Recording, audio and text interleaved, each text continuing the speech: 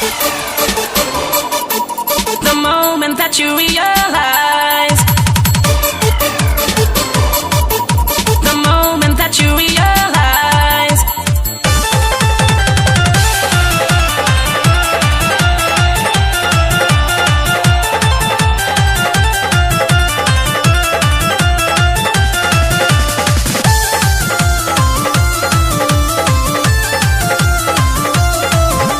नाचना तुम्हारे देह छारा हई गाँव के हम बिगाड़ा लवारा। नाचना तुम्हारे देह छारा हई गाँव के हम बिगाड़ा लवारा। 10 बज गई होते न सबहरी बा का बिगड़ले बा ये बाबू हमर जनता बाजार में घर बा होई नामी नचनिया न डर बा। हमर जनता बाजार में घर बा होई नामी नचनिया न डर बा।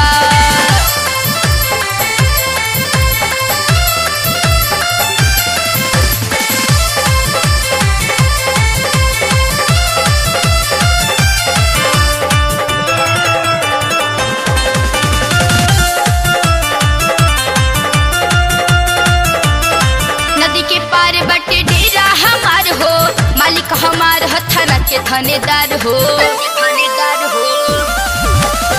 नदी के पार बटे डेरा हमार हो मालिक हमार हथना के थानेदार हो। बबुआ ने हई तोहे न खबर बा तो हम का करी हो हमर जनता बाजार में घर बा होई नामी नचनिया न डर बा। हमर जनता बाजार में घर बा होई नामी नचनिया न डर बा। The moment that you realize, the moment that you realize.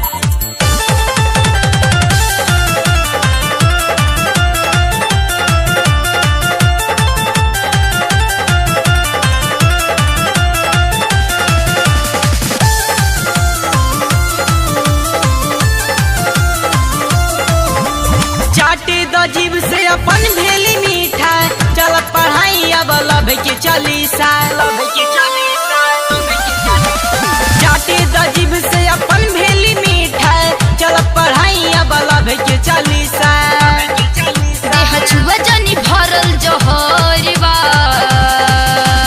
ढेर बाबू हमर जनता बाजार में घर बा होई नामी नचनिया न डर बा। हमर जनता बाजार में घर बा होई नामी नचनिया न डर बा।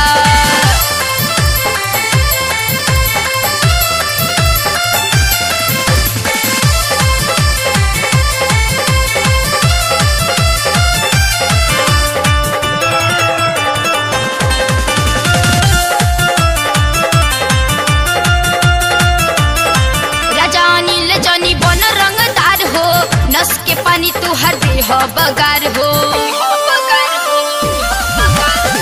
अर्जुन शर्मा जनी बन रंगदार हो नस के पानी तू हर देह बगार हो।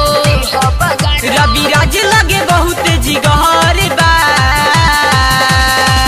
त आवन आजमाला हमर जनता बाजार में घर बा होई नामी नचनिया न डर बा। हमर जनता बाजार में घर बा होई नामी नचनिया न डर बा। नाचना तुम्हारे देह छारा हई गाँव के हम बिगाड़ा लवारा। नाचना तुम्हारे देह छारा हई गाँव के हम बिगाड़ा लवारा। 10 बज गई होते न सबहरी बा का बिगड़ले बा ये बाबू हमर जनता बाजार में घर बा होई नामी नचनिया न डर बा। हमर